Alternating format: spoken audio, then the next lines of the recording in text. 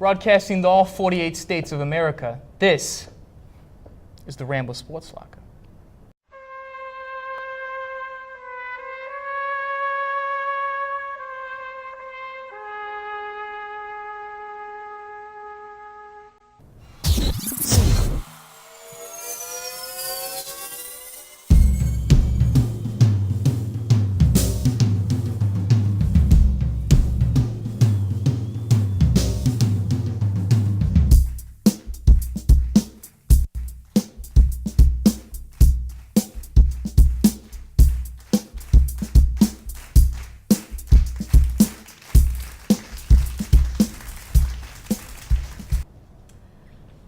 I'll be right back to get your boy's order.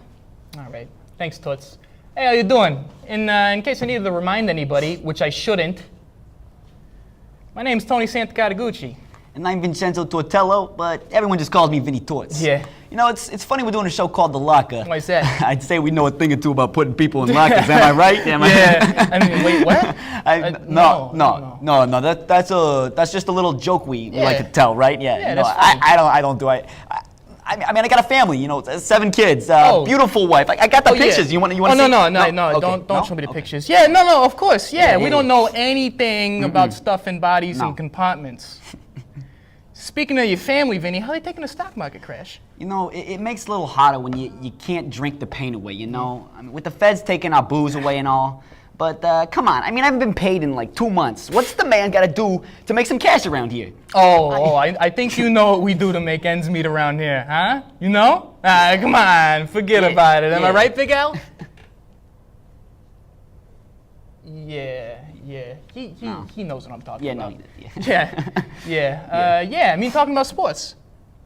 No, we're not. Yeah. You were talking about the 2 guys we hit the other day, right? No, the 2 baseballs. Baseballs. I haven't played baseball. The baseballs. Oh yeah, the baseball. That sport we play. That's right. I'm sorry. And the last horse crosses the finish line. Yeah. Very good, Vinny. Very good. Good, clean family fun. That's what we're all about here on the Sports Locker. Speaking of sports, we got a whole lot of them to talk about today. One sport that I'm not particularly good at is running. Come to think of it, there aren't too many sports I'm good at. Anyway, Loyola has some pretty good runners to brag about. Both the men's and the women's and the men's cross-country team took the team titles at the Illini Open in Champaign, Illinois this past weekend. 7 Ramblers set personal best times, including senior Mary Whitmore, posted a personal best 18:31 in the women's 5K race. She finished 5th overall, with sophomore Ella Tracy finishing in the top 10 as well. The men took home the title in the 8K race, led by senior Alex Thornburg and sophomore Nick Miller. Thornburg finished 6th after posting a time of 25:39, while Miller posted a personal best of 25:48. And it looks like Mr. Quick Feet over here is a smarty pants too. Thanks to his time at the Illini Open and his 3.6 GPA, he earned NBC Scholar Athlete honors for this past week. Hopefully Miller is done with all his homework by the time the team needs him for this weekend for the NBC Conference Championships. Those start Saturday in Des Moines, Iowa. The long-awaited, does this say basketball? What's that? What the hell's basketball? Whatever, I'll run with it. The long-awaited basketball season is finally here. Though the games don't officially count in the record book, both the men's and women's basketball teams are playing exhibition games this weekend. The men take on the Lewis University Flyers in Gentile Arena at 3 o'clock. It'll be the first time the Ramblers see how they stand up against opponents other than themselves. The Division II Flyers have actually already played a game, none other than our bitter rivals, the DePaul Blue Demons. It brings me great pleasure to say that the Blue Demons were barely able to come out with the victory. They held on for an 84-79 win. If the Ramblers are able to beat Lewis easily, it will be a great sign for the season to come, at least when it comes to beating DePaul. The women also play at Gentile, but on Sunday they take on UW Parkside at 2 o'clock. It'll be the first game that legendary WNBA star Cheryl Swoops coaches the Lady Ramblers from the sideline. Yeah, that's right, Vinny. She'll have some talent to work with this season, too. Simone Law is still the head honcho around town. Don't believe me? Fine. Bad move, but fine. Just ask the NBC coaches, SIDs, and media who voted her as the only post player to appear on the preseason All-NBC team. Am I right? You are. She was voted to the preseason All-Horizon League team last season and then went on to lead the team with 17.8 points and 8.7 rebounds per game. Now, we got plenty of athletes that would make you say, hey, but when you look around at the attendance during the game, you'll be more like, oh, but don't worry, we got a guy for that. Yeah. His name is Coach Moser. Great guy. I've attended 3 Loyola games since coming here. None, unfortunately. I've been to no Loyola games yet. Whether it's a lack of Rambler wear or game attendance, Loyola students agree that Rambler pride is low. I would say that Loyola has a school spirit scale of about 3 or 4, maybe. I never see anybody wearing like the colors or anything. A 2 at max. It seems like Loyola doesn't have a lot of Rambler pride, quote unquote. Probably like a 4, maybe a 5. I mean, I see people walking around and like, we have a lot of gear here, but like, I don't see people getting excited for the games. Although the student body ranks school spirit relatively low, the Rambler Rowdies public relations representative, Sarah Harrington, believes it can definitely be increased. I would say for the students that are at the games, their spirit is at a 10. Like, our crowds are ready to go, we're chanting, we're getting involved, we're standing throughout the games. But as a campus, we are probably at a 5, but I know we have the ability to get to a 10 and get up there and, you know, have our student section look like the student section at University of Wisconsin-Madison or Drake. I think Porter showed some videos from that. From tailgates to meet and greets, the Rambler Rowdies are bringing people into their games using new techniques this year. Our main goal is to get fans at the games. We focus on creating energy and activities and different relationships with the sports team so the students feel involved in the games and have a personal aspect to going to the games. And then we're gonna have a meet and greet with the men and women's basketball team next Tuesday. And the coaches are gonna be there and say a couple words. We're gonna play games and eat food. Men's basketball coach Porter Moser advocates the importance of fans filling up the arena. The students' body is one of my biggest missions that I want to connect with. They are such a part of the team, and you look, especially the Valley, Missouri Valley Conference. I played in that league and I've coached in that league. The atmospheres are awesome. Every road trip will be hard to win, and you want to create that atmosphere for your home games. And I want them to know they're our 6th man, that they can help create one of the loudest, they can be the loudest fans in our league because of our venue. It's the smallest venue and it can be the loudest. From the Rambler Sports Locker, I'm Nabil Hassan. Thanks for that, Nabil.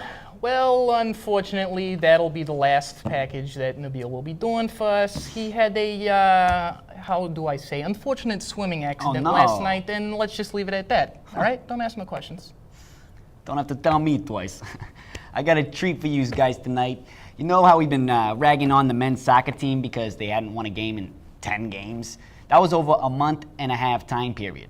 Well, it brings me a great honor to inform you that the men beat SIUE 1-0 on Saturday in Edwardsville, Illinois. It was the team's first victory in the MBC, and it shot them, all the way up to 5th in the standings. Defense was truly the focus as the Ramblers held SIUE to just 1 shot the entire game. After a scoreless first half, junior Brian Bement locked things up from the Ramblers with a goal 8 minutes into the first overtime. Thanks to that clutch goal, Bement was named Missouri Valley Offensive Player of the Week on Tuesday. Way to be, kid. That victory was short-lived, though, as the Ramblers lost to the number 25 Northwestern Wildcats this Wednesday by a score of 4-1. Must have been the fog. Senior Enrique Garcia chipped in the lone goal for Loyola, but that was well after the Wildcats already tallied 4 of their own. The fix was obviously Brian Lunar got a red card in the 7th minute. Anyways, the Ramblers have a crucial home match coming up against the conference foes Central Arkansas. Before that game, all 7 graduating seniors will be honored at Loyola Soccer Park in a special senior night celebration. Yeah, good for them. As for the women, they're actually playing right now out in Evansville in their season finale. This past Saturday, they broke their 6-match winless streak with a 1-0 victory over Northern Iowa at home. Freshman Haley Merrill scored her first collegiate goal. Hey, someone send a congratulatory bowl of Mawsha spaghetti for that. And the defense was tough in what was the final home game for the 4 seniors on the roster. Depending on how they finish up tonight, they might have 5 wins, they might have 6, who knows? I'm not a psychic. They'll be getting ready for the first round of the NBC tourney that starts up this Sunday. Oh, so they finished just in time to celebrate Halloween tonight, yeah? You do anything special for that, Tony? Yeah, now that you remind me, I gotta do some stuff about a thing, yeah. Oh yeah, what's that? Me and Paulie Walnuts are gonna take a stroll down to the docks, do a couple things, make a few bucks, average Thursday. No, but are you doing anything for Halloween specifically? Oh, yeah. Yeah? Me too. Yeah. Let's see what some of Loyola athletes are doing to celebrate their night. October 31st is the time of year where you can dress up and be someone completely different for the day. A lot of the students on campus have been getting in the spirit of Halloween by wearing costumes around campus, such as to the IC or to classes. We caught up with a few of the athletes to see what they were wearing for Halloween. I'm going to be a minion this year. You got to have the yellow shirt. I'm going to wear some black gloves, some nice goggles, and jean pants to go along with it, maybe some suspenders. A minion is a character in the, Despicable Me movies, and they're really like kooky and silly, so it's kind of fun. They're little yellow guys who have a weird language. The Halloween spirit extends to club sports as well. Freshman Alison Krakowiak of the women's club volleyball team shared about her costume for the night. I'm the Black Swan. I'm wearing a black tutu and black leg warmers and a ballerina bun because my roommate did it for me because she used to be a ballerina. Residence halls and Damon Student Center are as decked out as the students, displaying zombie hands, bloody sheets, and pumpkins. Have fun, be safe, and remember that Mundelein is haunted. For the Rambler Sports Locker, I'm Bridget Murphy. You know, that mini reminds me of that one dame that I took to, Yeah? that I married. My one and only life, who I love unconditionally, her alone. Sure, yeah. One woman, Yeah. no one else. What are you trying to say, Vin? You want to see the pictures of my kids, though? I got them right here. I swear to God, if I have to see those kids hold one on, more I got time, them. Vinny, I swear. Gonna be begging to get injured out here. Speaking of injuries, women's volleyball got a few of them. Make that 4 of them, and 3 are starters. Psh, I mean, what are they supposed to do? Play out there on crutches, eh? Come on, unbelievable. So it's understandable that they lost to Southern Illinois 3-1 Friday. They made it 2, 3, 5 straight losses for the Ramblers. But unlike the other 4, Loyola actually took a set in this match. Imagine that. Sophomore Brittany Brown recorded a second career triple-double, but at 10 kills, 21 assists, and 12 digs just weren't enough. It's okay, though. We can recruit her. It's obvious she knows a little about killing and digging, huh? Yeah. But don't worry, guys. The Ramblers are off to the schneid this past Saturday when they beat Evansville 3-0. Junior Laura Purcell racked up 18 kills. Man, that's more than me. Is it? They hope to keep murdering the competition this weekend during 2 crucial conference matches against Indiana State and Illinois State on the road. I'll have my mother say a Hail Mary for you girls. Hot off the press, women's golf wins the Braun Intercollegiate in Boonville, Indiana. In the opening round on Monday, the Ramblers shot under 300 as a team for the first time in school history. They finished the day with a final score of 299, placing 4th out of 14 teams. It was a huge achievement for Loyola as all 5 of the ladies had scores in the 70s. However, they didn't have long to celebrate the accomplishment as the tournament was not over. They still had another 18 holes the next day. No problem. Guess what the Ramblers did the next day? What'd they do? All right, I'll tell you. They shattered the record they had just set, scoring a 288, which was good enough to win the tournament. What's more, freshman Logan Willis posted a program low 69 under par to finish in a 3-way tie for first place. Willis became the first Loyola women's golfer to post a single round score in the 60s, which led her to be named co-MVC Golfer of the Week. Director of Golf Kyle Stefan expressed his pride in the team and believed they made a strong first impression in one of their first tournaments against other NBC schools. The Braun Intercollegiate was the last tournament of the fall season for the Lady Ramblers. They now have a few months to recuperate before the spring season begins in March. You know, Tom. Vinny, let me stop you right there. What? We talked about this earlier. You don't call me Tom, okay? Yeah. Hey, Mosh. Hey! I didn't see you there. What brings you around? Oh, thanks, boys. What? Yeah, no, sorry. Tony, did you eat that pasta I sent over for you last week? Ah, damn, I forgot about it. I ate your pasta, Mosh. Shut the hell up, you Guido. Io sputo su tutti I vostri parenti. Oh! Do you kiss your mother with that mouth? Jeesh! Sorry, Mosh. Oh, my gosh. Won't happen again. Yeah, good boy. I'll be sure to call your mother and tell her what a gentleman you are. Thanks, Vinny. I'm sorry. Tony? It's you. Yeah, Mosh? I got a pretty little number I can send your way. Call me after the show. Mosh, let's just get to the top 3 already. All right. We'll get to the top 3. Alrighty, so I decided to find the top 3 baseball players in the major leagues, so here we go. First we got number 3, Ty Cobb. This Georgia Peach just retired last year, and boy has he left a legacy.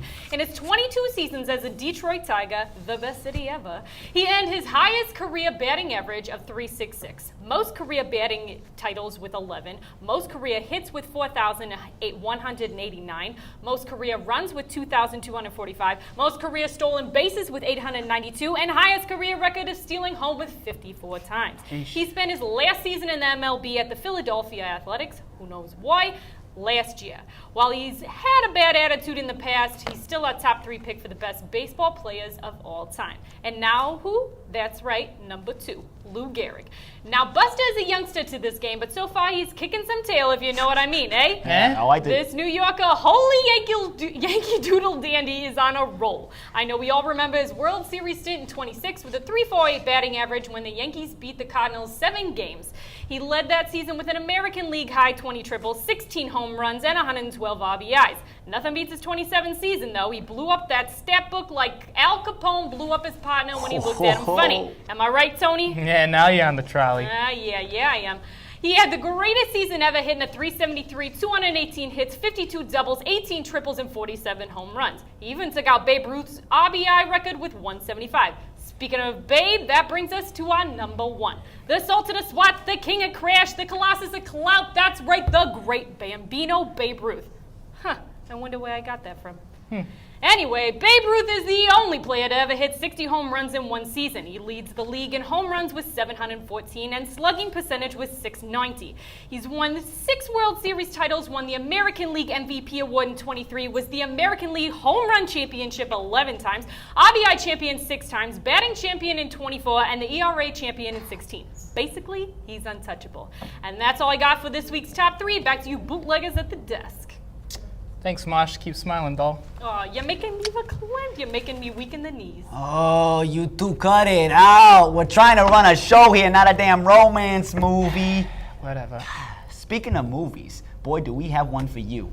We had the pleasure of booking, wait for this. You guys ready for this? Who's this? Ready. Hold your hats. Okay. The Charlie Chaplin to make us one of those newfangled silent movies that all the rage these days. Wow. Yeah. Anyways, enjoy.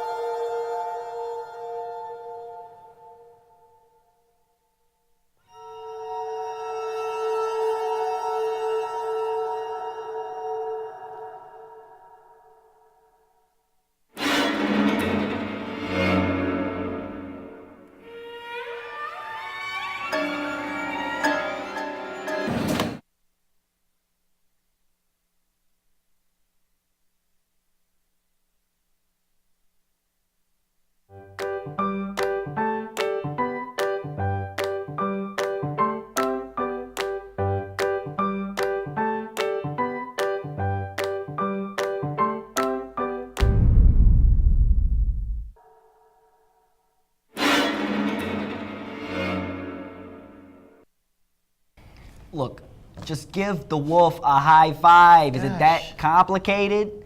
God. Boy, that Chapman plays a mean wolf, though, huh? Much more intimidating than Big Al. Am I right, Big Al? Right? Eh? Oh, come on. No? Come on. You gotta loosen up. God. So, yeah. Sports are kind of new, right? Oh, yeah. I mean, we got baseball, right? That one. We got football. Right. We got that new hockey league. That's a new thing. Hockey, that's right. The lovely Bernadette is here to fill Bernadette. you guys in on what's happening in this week in history, including a first in the NHL. What you got for us, Dole? Vinny, I told you to stop calling me doll. I'm sorry. That's your problem. Well, anyways, 5 years ago on November 1st, 1924, hockey came to the good old US of A when the Boston Bruins became the nation's first hockey team. The first Bruins team was not very good, and they only won 6 games in the first season. In the last couple of years, things have gotten much better in Boston. First, they brought in former Western Hockey League star Eddie Shore. Then last year, they got a new home, the Boston Garden. And this past season, they went on to become the only team to go undefeated in the playoffs. And on March 29th, they won their first Stanley Cup. The Bruins brought hockey to the U.S., and if it wasn't for them, we probably wouldn't have that new hockey team. You know the one I'm talking about? Those Rangers fellows? They play over at the Madison Square Garden? Oh, yeah, those guys. I know Yeah. them. Yeah. I know them. Yeah. Also this week, on October 30th, 1919, so 10 years ago for Vinny, who's a little mathematically challenged. Why? Every time. I'm sorry. The Professional Baseball Association ruled that spitballs would no longer be allowed. Spitballs are balls that have been altered using either saliva or petroleum jelly in order to be more wind resistant. This technique caused the ball to slip out of the pitcher's hand. At the time the throw was outlawed, there were 17 spitball pitchers still in the game. They were grandfathered in. Some of those famous spitballers include Bill Doak, who retired at the end of this year, and the only one still playing, Burley Grimes. And finally, on October 28th, 1924, the Chicago White Sox beat our very own New York Giants 8-4 in what is unofficially the least attended game in baseball history. Yeah. The ticket takers at the Polo Grounds did not keep an official count, so therefore the record does not go down in the record books. The official record is 23 people, and that happened on September 8th, 1917, during a game between the New York Yankees and the Philadelphia Athletics at Shebe Park. That will do it for This Week in History. Back to you, Vinny and Tony. Yeah, thanks, Bernadette. You know what, guys? I was actually at that game. Yes? Yeah. Me too. No way. Where'd you sit? I was up in the mezzanine having a good time up in the mezz. Is that right? Oh, see, me and the kids. Yeah.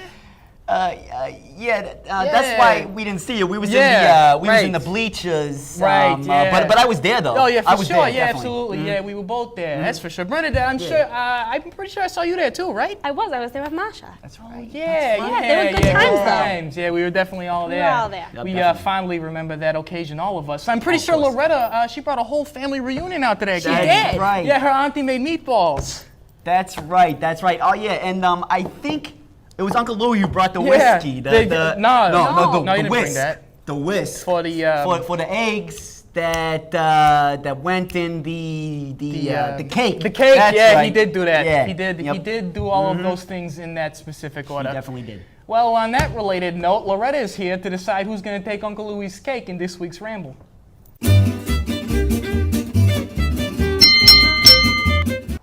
Good evening and welcome to the Brendan Bond Memorial Podium. I'm Loretta and I'll be your server this evening. Our special is the Weekly Ramble, and I've got on my left Miss Marmalade and on my right Big Al. Hey! So, how you doing? Hey. this week we've had a lot going on in sports this past week between the World Series, basketball, hockey, football. What do you think, Marmalade, has been the best play of all this week? Well, I gotta tell you here, you're gonna listen to me straight. On the Penguins, there's a player, his name is Pascal Dupuis.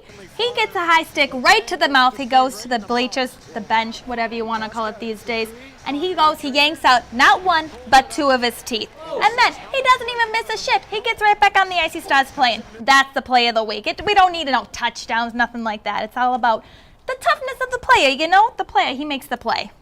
Tough guy.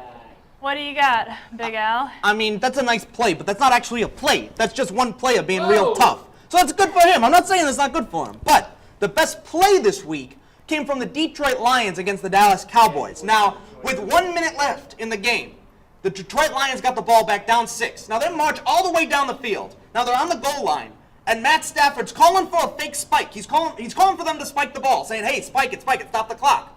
He doesn't spike it. He actually picks the ball up, runs it in himself. The fix was in. They won the game because of that play. So Matt Stafford winning the game for the Detroit Lions, that's the play of the week. He paid the refs. Oh, I don't know. It's tough. I'm gonna have to go with the hockey. I mean, that's No, excuse me. I think that's a very appropriate. It's an appropriate decision. She made the right choice. Give the point to Marmalade. She made the right choice. Facts are facts. Facts are facts. Big Al, you got a chance to redeem yourself. Yeah. So Monday night we got the Packers and the Bears. Who's got a better shot at winning? I mean, yeah, the Bears are good, but the Bears are injured right now. They're missing Jake Cutler, their offensive leader. They're missing Lance Briggs, the defensive leader. Now the Packers, they got Aaron Rodgers, they got Jordy Nelson, and they finally, for the first time in years, they have a running game. Eddie Lacy, the rookie. I think the Packers win this game, and I think they win it good. Okay, I'm going to come back with that, and I'm going to say the Bears. Here's the deal. You look at a couple... I'm so sorry.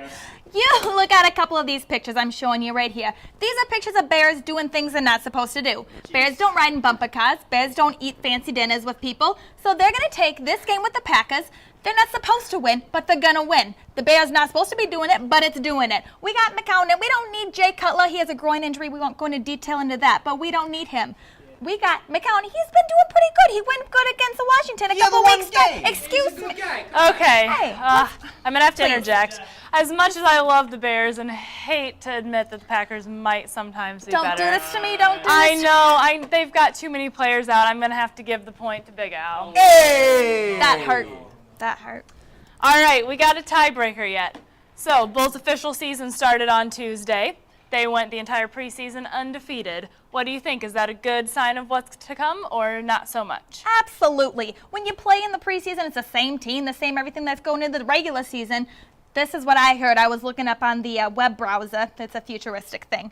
But I saw this comment and I just loved it. It says, God said, Derek rise. So Derek rose. I mean, that's all you got to say about that. He's back. He's had this whole season off. He is coming back with more power, more integrity, whatever that's supposed to mean in basketball. But basically, that's all we need. One game warm-up. This is a classic fake-out. He's making everyone think that he needs all this help, and like he can't do it on his own, he's going to come and he's taking names. I'm telling you.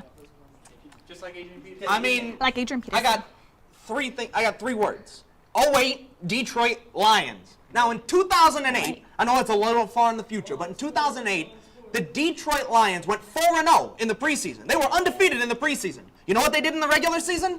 They didn't win a game. They went 0-16. The preseason is not an indication of how your team's going to do in the regular season. This is baloney. It's nice to go undefeated, but it's not an end-all, be-all. So I think it's not a good indication. They already lost the first game to the Miami Heat. They won in the preseason. They can win in the regular season. How hard is it to understand? I've got to say, we've got Derrick Rose back. I think Jillian's got a good point. I think that the Bulls are going to pull through for Chicago. I'm not surprised. The fix is in I'm here. not surprised. There's a fix. I'm not surprised. That does it for this week's edition. Thanks for checking out our special of the Weekly Ramble. And Marmalade is our winner for this evening. Thank You'll be you. seeing me. I'll be visiting your husband soon. If you disagree with me, you can go ahead and check us out on Facebook and put your own votes in. So, back to you guys at the desk. NBA, what is that? I don't know. Are they talking about the Naples Biscotti Association? Because let me tell you, don't nobody make biscotti like they do in Naples. No. Have you tried them? You seriously just asked me that question? Yeah. Breakfast, lunch, and dinner. Oh, Biscotti, okay. biscotti, biscotti. Okay. If you're living in New York and you're Italian, Yeah? it's physically No, a literal literal. impossibility to not eat biscotti, you moron. Yeah. Wait a minute, you just called me a moron? Yeah, what? No. You want me to get Big Al? No. Big Al, come here. Take care of this for a second. What? What Yeah. did I do? Yeah, huh? you don't do No, we've known each other for like 15 years, man. Hey. Big Al, you know me, right? You know I would never cross anybody, right? Oh. It's better. Never really liked that guy anyway. Well, now that I'm alone at the top, just like I should always be, I just want to take the time to wish everyone out there a happy Halloween. Don't take no candy from strangers, scare some little kids, yada, yada, yada. You know the drill. You can follow us, whatever that means, with all the social media tags you see below. Don't know what the hell those are. Anyways, that's all for this episode. I'm Tony Santicadagucci. That was formerly Vincenzo Tortello. May God rest his soul. No, don't you dare turn the lights out on me. No, you keep them lights on. Yeah, don't you zoom out either. Zoom in on my face. Yeah, don't try that. I know a guy. Yeah, and that guy I know is me, all right? Yeah. Somebody didn't take my order?